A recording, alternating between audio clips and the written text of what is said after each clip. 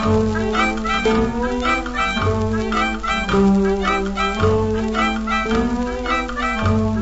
in mine, I'm blue, but I won't be blue always, 'cause the sun's gonna shine in my backyard someday.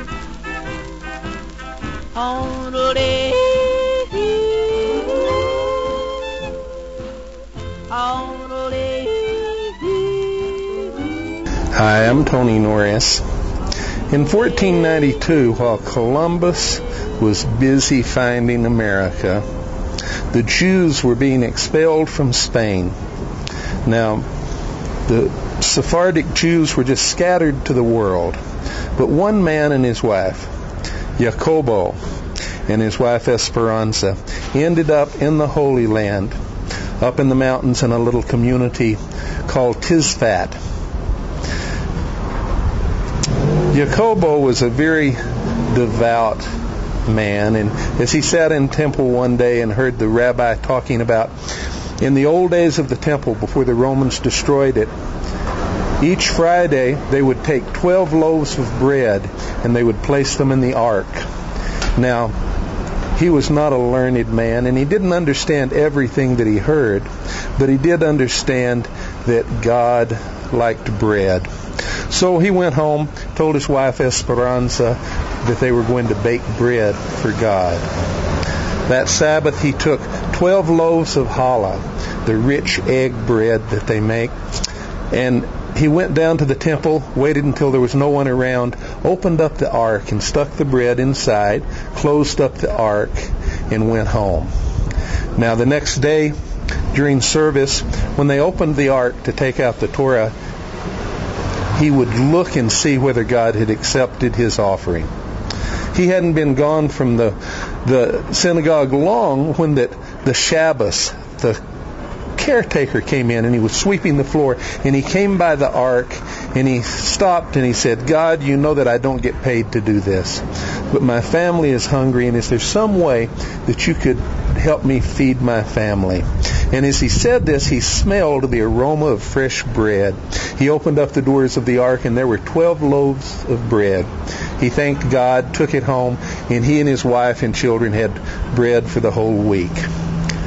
Now, the next morning, when the ark was opened to remove the Torah, Jacobo saw that the bread was gone, and he smiled at his wife, and he said, "We will do this again next week." This scene was repeated for 30 years. One day after 30 years, Jacobo was placing the bread in the ark when the rabbi came in and said, "What are you doing?" He said, "I'm leaving bread for God like you told me to do." And he said, "God doesn't eat bread." He says he's been eating Esperanza's bread for 30 years. The rabbi said, "Let's step over to the side here and see what happens to your bread." So they hid behind a curtain and watched as the Shabbos came out with his broom, opened up the ark, and began to take out the bread.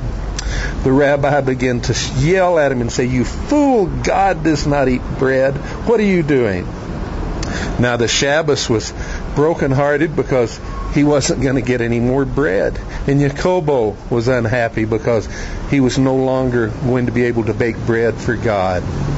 From the rear of the synagogue, an old wise man came forward, and he had been listening to the exchange.